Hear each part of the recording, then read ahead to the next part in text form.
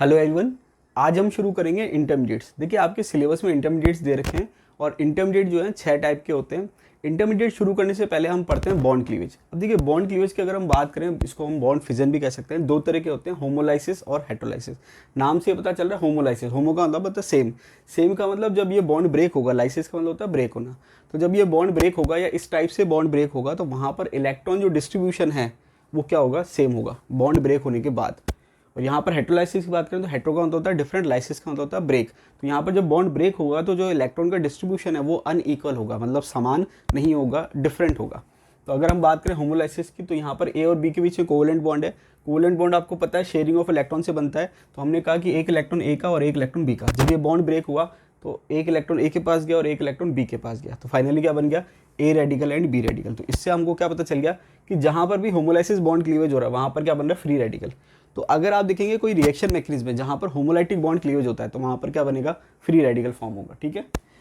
Conditions कि कौन सी condition में होमोलाइटिक बॉन्ड क्लीवेज होता है, और इसको हम ऐसे भी कह सकते हैं कि कौन सी कंडीशन है जहाँ पर रेडिकल फॉर्म होगा। तो वहाँ कंडीशंस क्या दे रखी है, high temperature, light, non polar solvent और पेरोक्साइड। तो देखिए हाई टेम्परेचर दे रखा है, लाइट का मतलब आप उसको यूवी रेज भी कह सकते हैं, और पेरोक्साइड ये आप देखेंगे कि रेडिकल इनिशिएटर का काम करता है, या रेडिकल फॉर्म करने का काम करता है। तो ये कंडीशन है, इससे आपको एक आइडिया लग जाएगा कि यहाँ पर क्या हो रहा है, होमोलाइटिक बॉन्ड क्लीवेज हो रहा है और क्या बन रहा है, रेडिकल बन रहा है। ठीक है। अगर बात करें हेटेरोलाइटिक बॉन्ड क्लीवेज की, हेटेरोलाइसिस की बात करें तो ए और बी के बीच में कोवेलेंट बॉन्ड है। अब यहाँ पर क्या है कि इलेक्ट्रॉन जो है कंप्लीटली किसकी तरफ चला गया, बी की तरफ। तो जब ये बी की तरफ जाएगा, अब यहाँ पर आपको ध्यान रखना है कि प्लस और माइनस कब आता है। अगर किसी एटम पे इलेक्ट्रॉन की कमी है, मतलब ऑक्टेट इनकम्प्लीट है, तो उस वजह से उस पर प्लस माइनस नहीं आता। ठीक है। यहाँ पर प्लस माइनस कब आएगा, जब एटम के खुद के इलेक्ट्रॉन चले जाएं तो प्लस आ जाएगा, और उसके खुद के जितने इलेक्ट्रॉन उससे ज़्यादा ले ले तो माइनस आएगा। ये आपको ध्यान रखना है। तो यहाँ पर आप देखेंगे कि एक इलेक्ट्रॉन ए का था और एक इलेक्ट्रॉन बी का था, दोनों इलेक्ट्रॉन बी के पास चले गए, मतलब ए का जो खुद का इलेक्ट्रॉन है वो उससे दूर चला गया, तो इस पर क्या आ जाएगा, प्लस चार्ज। बी के जितने इलेक्ट्रॉन थे एक, उससे ज़्यादा एक इलेक्ट्रॉन आ गया, उस पर क्या आ जाएगा, माइनस चार्ज। तो आपको ध्यान ये रखना है कि अगर बॉन्ड दूर जा रहा है प्लस आएगा, बॉन्ड पास आ रहा है तो माइनस आएगा। सॉरी। ध्यान ये भी रखना है कि अगर एक एटम से, जैसे मान लीजिए मैंने कहा ये ए है और ये मैंने कहा बी है और ये मैंने कहा सी है। अगर मान लीजिए कोई कंडीशन है कि ये यहाँ से ऐसे आ रहा है और ये यहाँ से ऐसे आ रहा है, तो इसका मतलब क्या है कि ए से एक बॉन्ड चला गया तो उस पर प्लस आना चाहिए, और एक पे एक बॉन्ड आ गया इस पर माइनस आना चाहिए। तो ओवरऑल क्या हो जाता है, कैंसिल आउट। मतलब इसमें आप देखेंगे कि क्या होगा कि बी पे प्लस आ जाएगा, ए पे कुछ चार्ज नहीं आएगा और सी पे क्या आ जाएगा, माइनस आ जाएगा। बात समझ आ रही है। तो कहने का मतलब ये है कि बॉन्ड अगर पास आ गया एटम के तो माइनस चार्ज, दूर चला गया तो प्लस चार्ज। लेकिन अगर कोई एटम है जिसपे एक साथ साइमल्टेनियसली एक बॉन्ड आ रहा है और एक बॉन्ड जा रहा है, उस पर कोई चार्ज नहीं आएगा। ये भी आपको क्या करना है, ध्यान रखना है। ये आपकी जब हम रिएक्शन मैकेनिज्म पढ़ेंगे वहाँ पर आपको चार्ज कब आता है कब नहीं आता है, किस पे प्लस आता है किस पे माइनस आता है, उसको समझने में क्या करेगा, हेल्प करेगा। ठीक है। तो इसके डिफरेंट हम कह सकते हैं कि ए और बी के इलेक्ट्रॉन किस पे चले गए, ए पे, तो ए पे माइनस आ जाएगा, बी पे क्या आ जाएगा, प्लस चार्ज आ जाएगा। बात समझ आ रही है। तो यहाँ पर क्या हो रहा है, फ्री रेडिकल फॉर्म हो रहा है, और यहाँ पर क्या हो रहा है, आयंस फॉर्म हो रहे हैं। आयंस 2 तरह के हैं, कैटायन और एनायन। कैटायन का मतलब धनायन और एनायन का मतलब ऋणायन। धनायन का मतलब पॉजिटिव चार्ज, ऋणायन का मतलब नेगेटिव चार्ज। आगे दे रखा है कंडीशन। कंडीशन की बात करें तो यहाँ पर कंडीशन अलग है और यहाँ पर कंडीशन अलग है। कंडीशन क्या है, लो टेम्परेचर, पोलर सॉल्वेंट, ये एक इंपॉर्टेंट कंडीशन आप कह सकते हो। ध्रुवीय विलायक होना चाहिए, प्रेजेंस ऑफ एसिड और बेस कैटेलिस्ट। ठीक है। तो यहाँ पर एसिड बेस कैटेलिस्ट है तो हेटेरोलाइटिक बॉन्ड क्लीवेज होता है। तो ये हमने देखा कि बॉन्ड क्लीवेज 2 प्रकार के होते हैं, होमोलाइसिस और हेटेरोलाइसिस। होमोलाइसिस में रेडिकल फॉर्म हो रहे हैं और हेटेरोलाइसिस में आयंस फॉर्म हो रहे हैं। इसके बाद अगर हम बात करें रिएक्टिव इंटरमीडिएट्स की, जो आपके सिलेबस में दे रखा है, और देखिए बहुत इजी क्वेश्चन आता है, डायरेक्ट क्वेश्चन आता है। थोड़ा सा अगर हम समझेंगे तो आसानी से क्वेश्चन अटैम्प्ट हो जाएगा। क्या दे रखा है, कार्बोकेटायन और कार्बोनियम आयन। तो ध्यान रखना कि कार्बोकेटायन और कार्बोनियम आयन दोनों एक ही है। कई बार हम कंफ्यूज हो जाते हैं, कार्ब एनायन अलग है। ठीक है। कार्बोनियम आयन और कार्ब एनायन थोड़ा सा डिफरेंस है, तो आपको ध्यान रखना है। कार्बोनियम आयन कार्बोकेटायन को ही कह रहे हैं, और कार्ब एनायन का मतलब ये पॉजिटिव चार्ज है, ये नेगेटिव चार्ज। एक को हम डिटेल में पढ़ेंगे। इसके बाद फ्री रेडिकल, कार्बीन्स, बेंजाइन और एनाइन और नाइट्रिन्स, ये 6 रेडिकल्स हैं। इसको हम एक एक करके क्या करते हैं, डिटेल में पढ़ते हैं। सबसे पहले बात हम करते हैं कार्बोकेटायन की, या हम कह सकते हैं कार्बोनियम आयन। तो देखिए क्या होता है, valence electron 6 octet incomplete positive charge. अब देखिए यहाँ पर अगर हम बात करें कार्बन की, तो ये इसकी स्ट्रक्चर दे रखी है। सबसे पहले हम बात करें हाइब्रिडेशन क्या है, sp2। तो अगर आपको sp2 की स्ट्रक्चर की हम बात करें तो अगर आपको ध्यान हो तो sp2 की स्ट्रक्चर मैंने आपको बताई थी, ट्राइगोनल प्लेनर होती है, बॉन्डिंग होता है 120 डिग्री। ये आपके कार्बोकेटायन का जो है प्लेन हो गया। तो ये एक बॉन्ड, ये दूसरा बॉन्ड, ये तीसरा बॉन्ड, तीनों बॉन्ड के बीच में आपस में एंगल कितना है 120 डिग्री। तो ये एक प्लेन में हो गया। और ये जो पी ऑर्बिटल है, एक लोब ऊपर और एक लोब नीचे, ये क्या है एम्प्टी पी ऑर्बिटल है, जो कि क्या है एम्प्टी पी ऑर्बिटल है, जो कि इस प्लेन के क्या है परपेंडिकुलर है। क्या है परपेंडिकुलर, मतलब जो कार्बोकेटायन है उसकी स्ट्रक्चर प्लेनर है और ये पी ऑर्बिटल क्या है एम्प्टी। अगर मान लीजिए न्यूक्लियोफाइल का अटैक करना हो तो ये ऊपर से भी कर सकता है और नीचे से भी कर सकता है। तो यहाँ पर अगर हम ओवरऑल देखें तो कार्बन जो है ये इसकी एम्प्टी पी ऑर्बिटल हो गया, जो कि प्लेन के परपेंडिकुलर है। ठीक है, ये आपके 3 बॉन्ड हो गए जो कि हाइब्रिड ऑर्बिटल है sp2 के। ठीक है, हाइब्रिड ऑर्बिटल तीनों। तो ये स्ट्रक्चर क्या बना रहे हैं ट्रायगोनल प्लेनर। क्या बना रहे हैं ट्रायगोनल प्लेनर। बॉन्ड एंगल कितना है 120 डिग्री। कितना है 120 डिग्री। ठीक है, हाइब्रिडाइजेशन sp2 हो गया। कार्बन पे पॉजिटिव चार्ज है। पॉजिटिव चार्ज क्यों है, क्योंकि इसके खुद के जो इलेक्ट्रॉन थे वो 4 थे वैलेंस इलेक्ट्रॉन, लेकिन एक इलेक्ट्रॉन निकल गया तो प्लस चार्ज आ गया।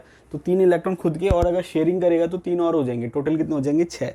तो ओवरऑल वैलेंस इलेक्ट्रॉन कितने हो गए 6। ऑक्टेट इनकम्प्लीट है क्योंकि ऑक्टेट का मतलब 8 इलेक्ट्रॉन होने चाहिए, पॉजिटिव चार्ज है। इसके बाद अगर हम बात करें तो लुईस एसिड या इलेक्ट्रोफाइल, आपको ध्यान हो तो मैंने बताया था इलेक्ट्रोफाइल न्यूक्लियोफाइल पढ़ाए थे। तो अगर पॉजिटिव चार्ज आता है तो उसको हम क्या कहते हैं इलेक्ट्रोफाइल, क्योंकि वो क्या करता है लोन पे लेने की टेंडेंसी रखता है, और उसको हम लुईस एसिड भी कहते हैं। बॉन्ड एंगल 120 डिग्री है। हाइब्रिडाइजेशन की बात करें तो मैंने आपको बता दिया sp2 है और स्ट्रक्चर क्या है ट्रायगोनल प्लेनर। स्ट्रक्चर क्या है ट्रायगोनल प्लेनर। तो ये छोटी छोटी सी चीज़ें, आप देखिए ये छोटी छोटी सी चीज़ों से स्टेटमेंट बन जाएगा। वो कैसे स्टेटमेंट बनाएगा कि कार्बोकेटाइन के लिए सही कथन कौन सा है और गलत कथन कौन सा है। तो यहाँ पर ये छोटी छोटी सी इन्फॉर्मेशन दे रखी है, कोई सी भी इन्फॉर्मेशन से कोई सा भी स्टेटमेंट बन जाएगा। आपको बताना है कि वो स्टेटमेंट सही है या गलत है। कैसे कि कार्बोकेटाइन में कार्बन का हाइब्रिडेशन होता है sp2, सही है या गलत है, सही हो जाएगा। कार्बोकेटाइन में बॉन्ड एंगल होता है 120 डिग्री, सही है या गलत है, हो जाएगा। स्ट्रक्चर होता है ट्रायगोनल प्लेनर। तो छोटी छोटी सी इन्फॉर्मेशन है, तो ये सारे जो आपके स्टेटमेंट है उससे क्या हो जाएंगे क्लियर हो जाएंगे। तो ये बात होगी कार्बोकेटाइन की। अब हम बात करें टाइप ऑफ कार्बोकेटाइन की, तो देखिए 3 तरह के कार्बोकेटाइन दे रखे हैं, primary, secondary and tertiary. Primary, secondary, tertiary, इसको हम 1 डिग्री, 2 डिग्री, 3 डिग्री भी कहते हैं। 1 डिग्री का मतलब प्राइमरी, 2 डिग्री का मतलब सेकेंडरी और 3 डिग्री का मतलब टर्शरी। मैंने आपको जब अमीन पढ़ाया था वहाँ मैंने आपसे कहा था कि अमीन का केस डिफरेंट है। बाकी सबकी अगर हम 1 डिग्री, 2 डिग्री, 3 डिग्री डिसाइड करें तो कैसे डिसाइड होता है। कार्बोकेटाइन की बात हो रही है तो कार्बोकेटाइन का मतलब क्या है कि प्राइमरी का मतलब क्या है कि जिस कार्बन पे प्लस चार्ज है उससे केवल एक कार्बन जुड़ा हुआ है, वो प्राइमरी हो जाएगा। जिस कार्बन पे प्लस चार्ज है उस पर अगर 2 कार्बन जुड़े हुए हैं तो कितना हो जाएगा सेकेंडरी। और जिस कार्बन पे प्लस चार्ज आएगा उस पर 3 कार्बन जुड़े हुए हैं तो क्या हो जाएगा टर्शरी। तो इस बेस पे हमने इसको डिवाइड करा है प्राइमरी, सेकेंडरी और टर्शरी। अब देखिए यहाँ पर ये बिल्कुल बेसिक सी चीज़ है, 2 तरीके से क्वेश्चन आता है। वो पहले तो पूछेगा कि प्राइमरी कौन सा है, सेकेंडरी कौन सा है, टर्शरी कौन सा है, ये आपको पहचानना है। इसके अलावा ये जो नाम दे रखे हैं कॉमन, ये भी अपने आप में इंपॉर्टेंट है। कोई कंपाउंड का फॉर्मूला पूछ लेता है तो वहाँ पर वो इस नाम से आपको हेल्प मिलेगी। जैसे मैंने आपको स्टार्टिंग में कहा था कि आपको नाम पता होना चाहिए कॉमन और IUPAC। तो देखिए शुरू करते हैं। प्राइमरी कार्बोकेटाइन की बात करें, एग्जाम्पल दे रखा है CH3CH2+, इथाइल हो जाएगा, सिंपल है, कोई प्रॉब्लम नहीं है। CH3CH2CH2+, प्रोपाइल हो जाएगा। तो ये 2 कार्बन का कार्बोकेटाइन हो गया, 3 कार्बन का कार्बोकेटाइन हो गया। उसके बाद अगर हम बात करें तो CH3CH CH3CH2+। अब अगर मान लीजिए 3 की जगह स्ट्रेट चेन हो जाती तो हम उसको सिंपल ब्यूटाइल कह देते। ये इथाइल हो गया, ये प्रोपाइल हो गया, सिंपल स्ट्रेट चेन 4 कार्बन की होती तो ब्यूटाइल कह देते, 5 कार्बन की होती तो क्या हो जाता पेंटाइल। अब 4 कार्बन की बिल्कुल स्ट्रेट ना लेके हमने क्या लगा दी ब्रांच लगा दी। अब यहाँ पर ये क्या है कि अगर एल्केन होता तो ये आइसोब्यूटेन हो जाता, लेकिन जब हम रेडिकल बना रहे हैं तो वहाँ पर रेडिकल की संभावना ज़्यादा होती है। जैसे मान लीजिए कि मैंने कहा कि ये आइसोब्यूटेन है, क्या है आइसोब्यूटेन है, ठीक है आइसोब्यूटेन है, कोई प्रॉब्लम नहीं है। लेकिन जब आप प्लस चार्ज लगाएंगे तो 2 पॉसिबिलिटी है, तो प्लस चार्ज यहाँ आ जाए और या फिर आप कह सकते हैं कि प्लस चार्ज यहाँ आ जाए। तो कहने का मतलब ये है कि जब हम एल्केन बनाते हैं तो स्ट्रेट चेन और ब्रांच चेन बनाते हैं, लेकिन जब हम उसमें प्लस लगा रहे हैं या कोई रेडिकल लगा रहे हैं तो वहाँ पर उसकी संभावना अलग होती है।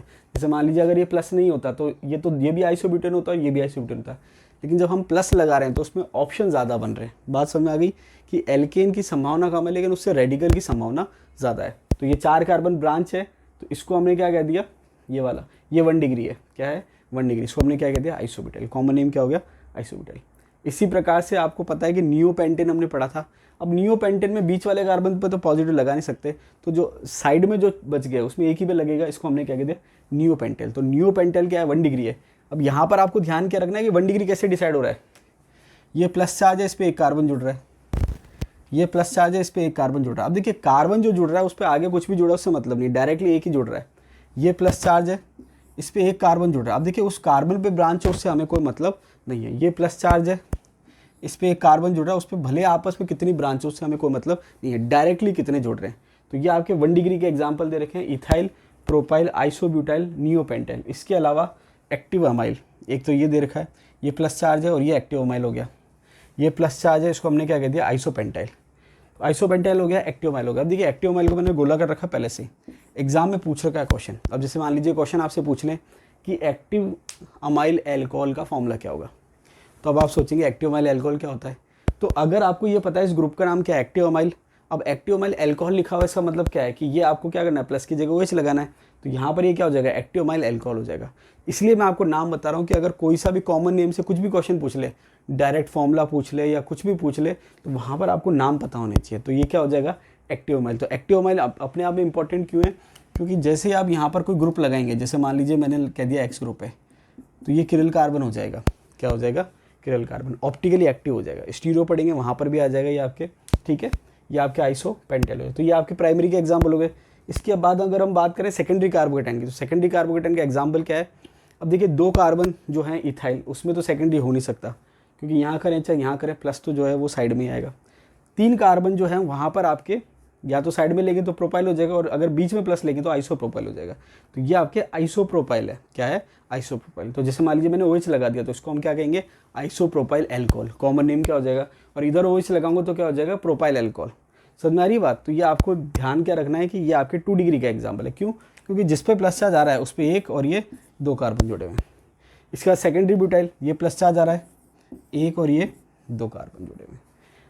अगला एग्जाम्पल है आइसो अमाइल। देखिए ये एक्टिव अमाइल है और वो आइसो अमाइल है। दोनों में डिफरेंस क्या है कि यहाँ पर आप ओरो स्केलेटन देखेंगे तो 1 2 3 4 और ये एक ब्रांच, 1 2 3 4 और ये ब्रांच। लेकिन डिफरेंस क्या है कि यहाँ पर टर्मिनल वाले पे प्लस चार्ज है, जबकि यहाँ पर मिड वाले पे प्लस चार्ज है, ठीक है। तो ये आइसोअमाइल हो जाएगा। आइसोअमाइल अल्कोहल पूछ ले तो आपको ये ध्यान रखना है। इसके बाद अगर हम बात करें टर्शरी की, तो टर्शरी में आपके दे रखा है टर्शरी ब्यूटाइल और टर्शरी पेंटाइल। तो यहाँ पर टर्शरी ब्यूटाइल अगर आपसे को पूछे कि क्या ग्रुप होता है, तो ये आपके टर्शरी ब्यूटाइल ग्रुप हो जाएगा। आपको पता चला जिस कार्बन पे प्लस है उस पर कितने जुड़ रहे हैं, CH3, 1 2 और 3। ये टर्शरी ब्यूटाइल है, तो जिस कार्बन पे प्लस है उस पर कितने ग्रुप हैं, 1 2 और ये 3 कार्बन।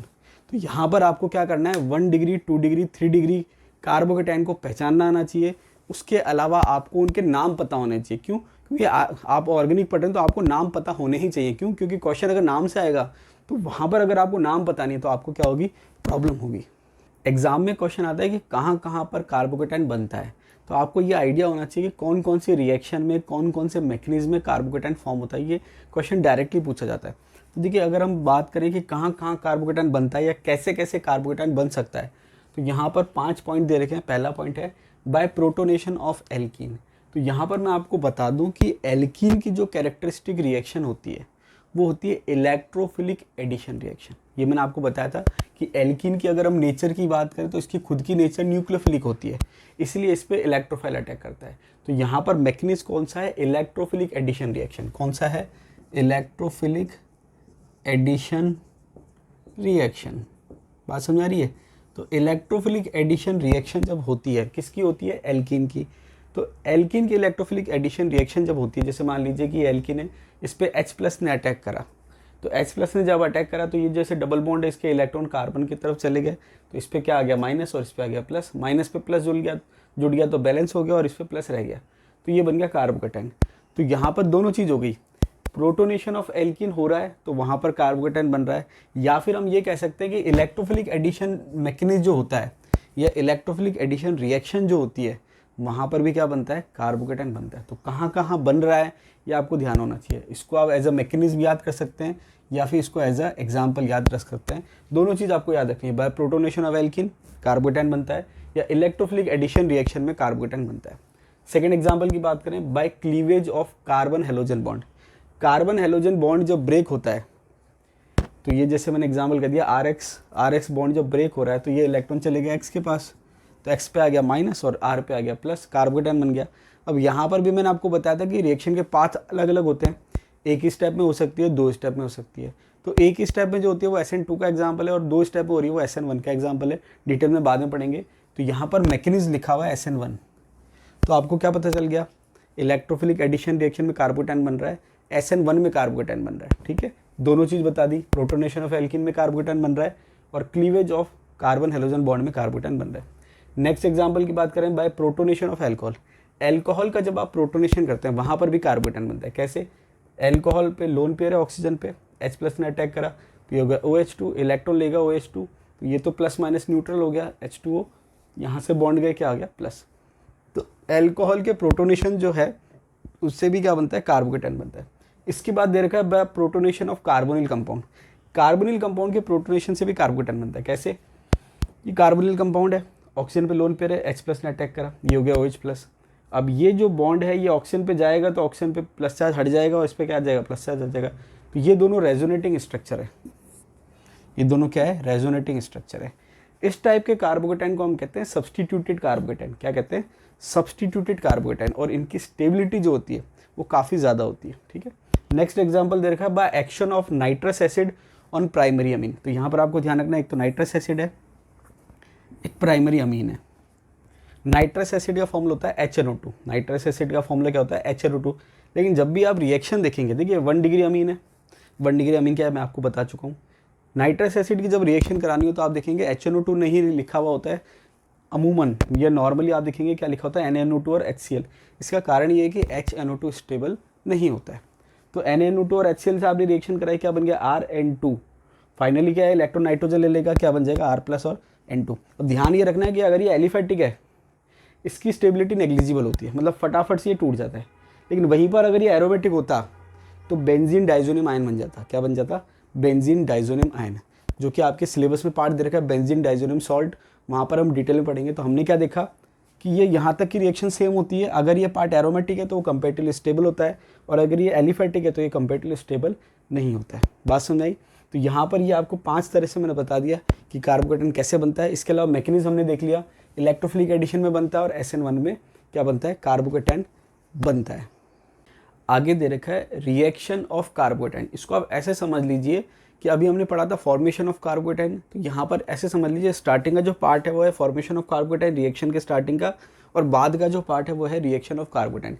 दोनों में ही आपको क्या देखना है कि कहाँ कहाँ पर कार्बोकेटाइन बन रहा है। इससे रिलेटेड क्वेश्चन एग्जाम में पूछे जाते हैं। तो देखिए यहाँ पर रिएक्शंस ऑफ कार्बोकेटाइन की बात करें तो फर्स्ट दे रखा है कॉम्बिनेशन विद द न्यूक्लियोफाइल। तो हमने देखा कि कार्बोकेटाइन कैसे कैसे बन सकता है। अब जब कार्बोकेटाइन बन गया तो उसके बाद वो रिएक्शन कैसे कैसे करेगा। तो फर्स्ट जो है यहाँ पर वो है कॉम्बिनेशन विद न्यूक्लियोफाइल। कार्बोकेटाइन का मतलब पॉजिटिव चार्ज है, तो वो क्या करेगा, नेगेटिव चार्ज मतलब न्यूक्लियोफाइल से क्या कर जाएगा, जुड़ जाएगा। तो जब कार्बोकेटाइन न्यूक्लियोफाइल से जुड़ेगा तो ये क्या बन जाएगा, RNU। अब ये कौन से टाइप की रिएक्शन में, ये कहाँ पर होता है, तो आपको पता है कि ये आपके न्यूक्लियोफिलिक सब्स्टिट्यूशन रिएक्शन की अगर हम बात करें, और कार्बोकेटाइन किसमें बन रहा है, SN1 में।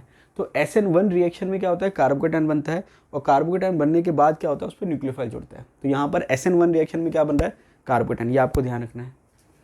आगे दे रखा है loss of a proton from adjacent carbon atom to give alkene. अब यहाँ पर आपने क्या देखा कि कार्बोकेटाइन बन गया। अब कार्बोकेटाइन बनने के बाद क्या है, प्रोटोन का लॉस हो रहा है एडजेसेंट कार्बन से। जैसे मान लीजिए इस पे कार्बन पे प्लस चार्ज है, तो ये पास वाले कार्बन से हाइड्रोजन जो है उसका लॉस हो रहा है। प्रोटोन का मतलब प्लस, H पे अगर प्लस होता है तो उसको प्रोटोन कहते हैं, और अगर H पे माइनस होता है तो उसको हाइड्राइड कहते हैं। तो यहाँ पर प्रोटोन का लॉस हो रहा है, और ये इलेक्ट्रॉन कहाँ चले गए, यहाँ पर। तो ये इलेक्ट्रॉन यहाँ पर आ गए तो प्लस चार्ज का हट गया, तो ये हो गया डबल बॉन्ड, और क्या निकल गया, H प्लस। अब यहाँ पर ये ओवरऑल रिएक्शन कौन सी है, एलिमिनेशन रिएक्शन। तो ये जो है E1 रिएक्शन, एलिमिनेशन में भी कौन सी, E1। तो E1 मैकेनिज्म जो होता है वहाँ पर आपके कार्बोकेटाइन बनता है। तो जैसे जैसे हम मैकेनिज्म पढ़ेंगे वहाँ कार्बोकेटाइन आएगा। ऑर्गेनिक की खास बात ये है कि हर चीज़ आपस में इंटरलिंक है। तो हम यहाँ क्या पढ़ रहे हैं कि कार्बोकेटाइन कौन कौन से मैकेनिज्म बन रहा है, तो जब हम मैकेनिज्म पढ़ेंगे वहाँ पर आपको बताऊँगा कि इस मैकेनिज्म में क्या बन रहा है, कार्बोकेटाइन बन रहा है। ठीक है, तो ये आपके हो गया लॉस ऑफ प्रोटोन। तो यहाँ पर क्या बन गया, एल्कीन। एलिमिनेशन रिएक्शन है और कौन सी, E1 मैकेनिज्म है। ठीक है, आगे दे रखा है रीअरेंजमेंट। कार्बोकेटाइन जब बनता है तो वहाँ रीअरेंजमेंट की पॉसिबिलिटी होती है। ध्यान ये रखना है कि ट्रू कार्बोकेटाइन होना चाहिए। क्या होना चाहिए, ट्रू, मतलब एक्चुअल में कार्बोकेटाइन बन रहा है तो वहाँ रीअरेंजमेंट की पॉसिबिलिटी होती है, और एक्चुअल में अगर कार्बोकेटाइन नहीं बनता तो वहाँ रीअरेंजमेंट की पॉसिबिलिटी नहीं होती। ये मैकेनिज्म में इंपॉर्टेंट रोल प्ले करता है।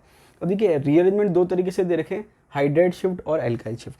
हाइड्राइड शिफ्ट में क्या है, जैसे ये है CH3 CH2 CH2, ठीक है, तो ये कार्बोकेटाइन हो गया। अब ये आप देखेंगे 1 डिग्री कार्बोकेटाइन है। क्या है, 1 डिग्री कार्बोकेटाइन। अब यहाँ से क्या हुआ, हाइड्राइड शिफ्ट। अभी मैंने आपको बताया था अगर H पे प्लस है तो प्रोटोन है, और H पे माइनस है तो हाइड्राइड है। तो ये H माइनस जो है इलेक्ट्रॉन लेके यहाँ जा रहा है, तो ये माइनस और प्लस तो न्यूट्रल हो गए, और यहाँ से इलेक्ट्रॉन लिए मतलब माइनस, यहाँ क्या आ गया प्लस। तो ये हो गया CH3 CH पे प्लस और ये CH3।